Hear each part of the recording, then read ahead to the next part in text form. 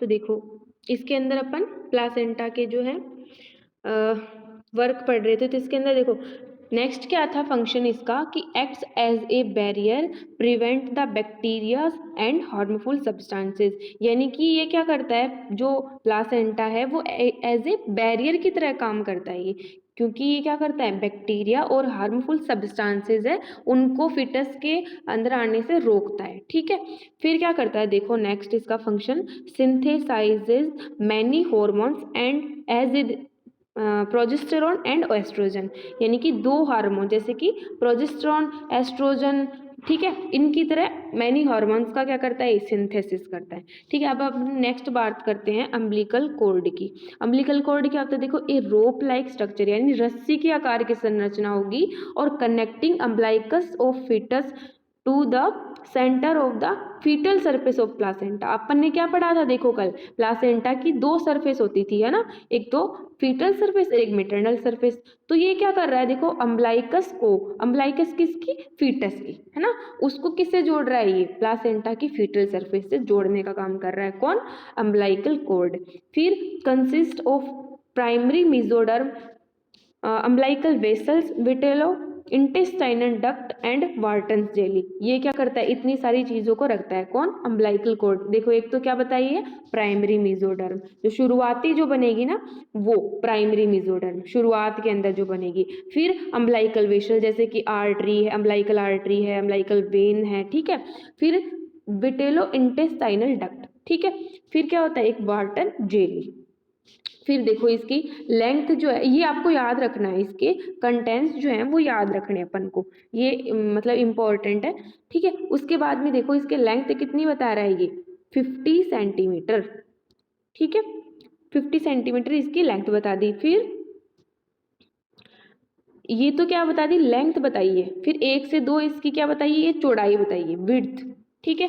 फिर देखो 2 umbilical arteries from the ventral divisions of the internal iliac artery bring deoxygenated blood to placenta, यानी क्या करती है देखो, अम्बिलिकल आर्टरीज जो होती है ना वो क्या करती है, पहली बात तो ये देखो ये किसकी ब्रांचेज हैं, इलियक आर्टरी की, वो भी कौन सी, इंटरनल इलियक आर्टरी जो होती है ना दो, एक्सटर्नल और इलियक, एक्सटर्नल और इंटरनल दो टाइप की होती है। उनमें से जो इंटरनल इलियक आर्टरी है ना उसके वेंट्रल डिवीजन की ब्रांच कौन सी है, टू अम्बिलिकल आर्टरी, ठीक है। अब वो क्या करती है, डीऑक्सीजनेटेड ब्लड को bring deoxygenated blood to placenta, deoxygenated blood को ले जाती है, ठीक है।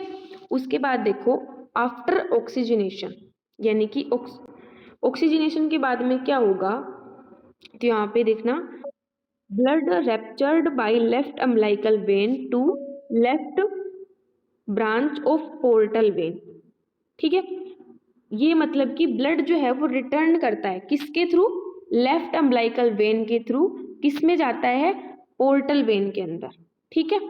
तो ये हो गया। उसके बाद में क्या होगा, आफ्टर बर्थ, बर्थ के बाद में क्या होगा देखो, ये तो पहले की बात कर रहे हैं अपन एम्ब्रियोनिक स्टेज की, बर्थ के बाद में अम्बिलिकल आर्टरीज गेट फाइब्रोज्ड, यानी कि वो फाइबर की एक संरचना बन जाती है, फाइब्रोज्ड हो जाती है, उसके अंदर तंतु बन जाते हैं, forming the umbilical ligament and umbilical vein gets from the ligamentum venosus, ठीक है। ये फाइब्रोज्ड होकर के क्या बना लेती है, अम्बिलिकल लिगामेंट और अम्बिलिकल वेन, उसके बाद में क्या बना लेती है, लिगामेंटम वेनोसस। तो ये बात हो गई अपनी अम्बिलिकल आर्टरी की, वो आगे जाकर के क्या बनाती है, अम्बिलिकल वेन बनाती है और अम्बिलिकल लिगामेंट बनाती है, उसके बाद में वो क्या बनाती है, लिगामेंटम वेनोसस, ठीक है।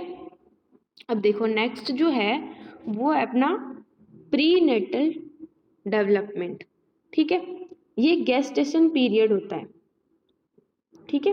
उसके बाद में देखो from fertilization of ovum up to delivery, मतलब कि जब फर्टिलाइजेशन हो जाता है ओवम का, किसको बोलते हैं अपन गेस्टेशन पीरियड, तो from fertilization of ovum up to delivery तक का, ठीक है, 280 डेज, 280 डेज, ठीक है।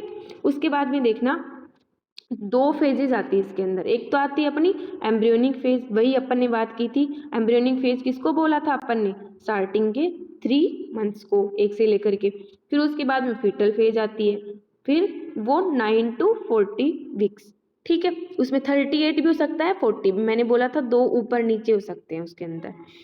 अब उसके बाद में आप देखना एम्ब्रियोनिक फेज, ये यहाँ पे बता रहा है कि 6 to 7 डेज इम्प्लांटेशन के लिए लगता है। देखो सबसे पहले अपन बात कर रहे हैं एम्ब्रियोनिक फेज की, उसके अंदर जो शुरुआती के 6 से 7 दिन है उसमें क्या होगा, इम्प्लांटेशन होगा। उसके बाद में क्या होगा, 21 to 23 डेज के अंदर क्या होगा, उसकी हार्ट बीट आएगी। ठीक है, एम्ब्रियो की हार्ट बीट अपन को सुनाई देगी 21 to 23 डेज के बाद में। ठीक है, उसके बाद में देखो अपन फीटल फेज की बात कर रहे हैं, ये इंपॉर्टेंट था। इसके अंदर एम्ब्रियोनिक फेज के अंदर होती और भी इवेंट्स हैं, बट उनमें इंपॉर्टेंट कौन सी, एक तो इम्प्लांटेशन कब होता है और एक हार्ट बीट कब आती है। जब अपन को, जब देखो प्रेगनेंसी जब हो जाती है तो उसके बाद में हार्ट बीट कब सुनाई देती है अपन को, तो 21 to 23 डेज के अंदर। फिर आती है बात फीटल फेज की। ठीक है, तो 3rd मंथ के अंदर क्या होता है, यूरोजेनाइटल सिस्टम जो है वो बन जाते हैं। यूरोजेनाइटल मतलब एक्सटर्नल जेनाइटेलिया जो है वहाँ पे बन जाते हैं, किसके अंदर, फीटस के अंदर। ठीक है, 4th मंथ में क्या होता है, हेड और बॉडी की लेंथ जो है वो देखो 1 और 3 रेशियो में आ जाती है। मतलब कि हेड जो है वो क्या होता है, बॉडी लेंथ से छोटा होता है। ठीक है, कितना, 1/3। ठीक है, और इसमें क्या बन जाती है, चिन बन जाती है, ठुड्डी जो है इसके अंदर बन जाती है 4th मंथ के अंदर। 5th की बात करें तो इसमें क्या जाती है, स्किन बन जाती है। स्किन के अंदर क्या होगा, वर्निक्स कैसुआ जो है, वर्निक्स कैसुआ बन जाता है। अब देखो वर्निक्स कैसुआ क्या होता है, जब देखो बच्चा जन्म लेता है ना, तब उसकी जो स्किन देखना आप लोग, एकदम से लचीली होगी, ऊपर से वाइट वाइट कलर की, अलग ही टाइप की उसकी स्किन होगी, एकदम से लूज होगी, मतलब है ना, एकदम लूज होगी, टाइट नहीं होगी। जैसे अपनी स्किन टाइट होती है ना, वैसे उनकी टाइट नहीं होती है। और ऊपर के ऐसे ऐसे लगता है अपन को जैसे मलाई लगाई हुई हो, जैसे कोई चीज के ऊपर, दूध के ऊपर मलाई आती है ना, वैसे ये वर्निक्स कैसुआ है। तो ये फिटस के ऊपर एकदम नई नई स्किन बनेगी। फिर उसके ऊपर क्या होंगे, हेयर्स आ जाएंगे। ठीक है, तो हेयर याद रखना आपको कब स्टार्ट होते हैं, 5th मंथ के एंड में। ठीक है, 5th मंथ के एंड में। अब मेल फिटस है तो उसके अंदर क्या होंगे, testis begins descend by 20th week, जो 20वां जो सप्ताह है वहां पे क्या होगा, मेल के अंदर, मेल फिटस अगर है तो उसके अंदर जो टेस्टिस हैं वो नीचे उतरना स्टार्ट हो जाएंगे, किसके अंदर, स्क्रोटम के अंदर। ठीक है, still in posterior abdominal wall, यहाँ पे स्टार्ट ही हो रही है, अपन बात कर रहे हैं यहाँ पे क्या हो रहा है, स्टार्ट हो रही है। ठीक है, तो ये अभी भी वैसे तो किसमें है, पोस्टीरियर एब्डोमिनल वॉल के अंदर है। फिर फीमेल यूट्रस में, फीमेल के अंदर क्या होगा, फीमेल अगर फिटस है, ये तो बात होगी अपनी मेल फिटस की। अगर फीमेल फिटस है तो उसके अंदर क्या होगा, यूट्रस बनना स्टार्ट हो जाएगा, कब, 18th वीक के अंदर, है ना।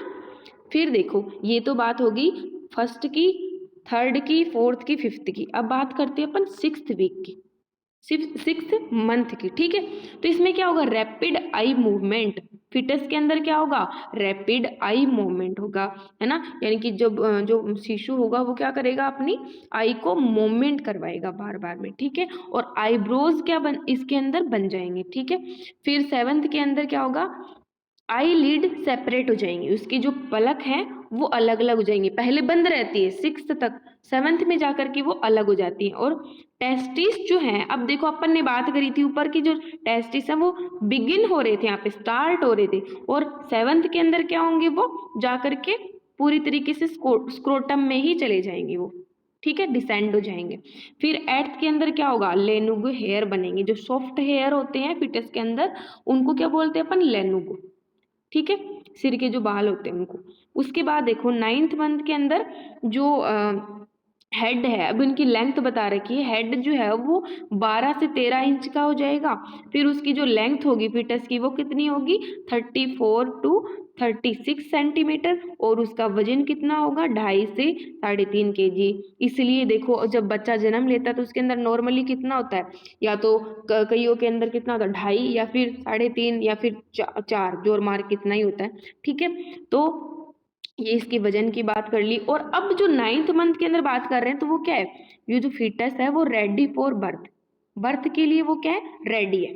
ठीक है, तो ये अपनी प्री नेटल डेवलपमेंट की यानी कि गेस्टेशन पीरियड की अपन ने बात कर ली यहाँ पे।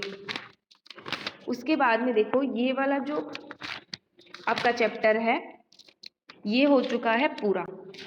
अब इसके अंदर और कोई भी डाउट हो आपको तो आप ग्रुप के अंदर पूछ लेना, ठीक है। तो आज अपन क्लास एंड करते हैं यहीं पे। आपकी क्लास नेक्स्ट जो है वो कल होगी। अपन कल पढ़ेंगे देखो सर्कुलेटरी सिस्टम, ठीक है, आर्टरीज, वेन्स, ठीक है, और हार्ट पढ़ेंगे, पेरिकार्डियम पढ़ेंगे, है ना, और लिम्फेटिक सिस्टम पढ़ेंगे। क्योंकि देखो अपन को क्या करना है आगे जा करके, क्या करना है, एक तो ओस्टियोलॉजी पढ़नी है और एक मायोलॉजी। तो उसके अंदर क्या आएंगे अपने, एक तो आर्टरी आएंगी कि इसको सप्लाई कौन सी आर्टरी कर रही है, इस मसल को कौन सी सप्लाई कर रही है, ठीक है। तो उसके अंदर सबसे पहले अपन को पढ़ना क्या जरूरी है, आर्टरीज, वेन, पूरी ये जब पढ़ लेंगे ना तो अच्छी तरीके से अपन को वो समझ में आ जाएंगे, ठीक है। तो ये आज अपन क्लास यहीं पे एंड करते हैं। Okay, bye.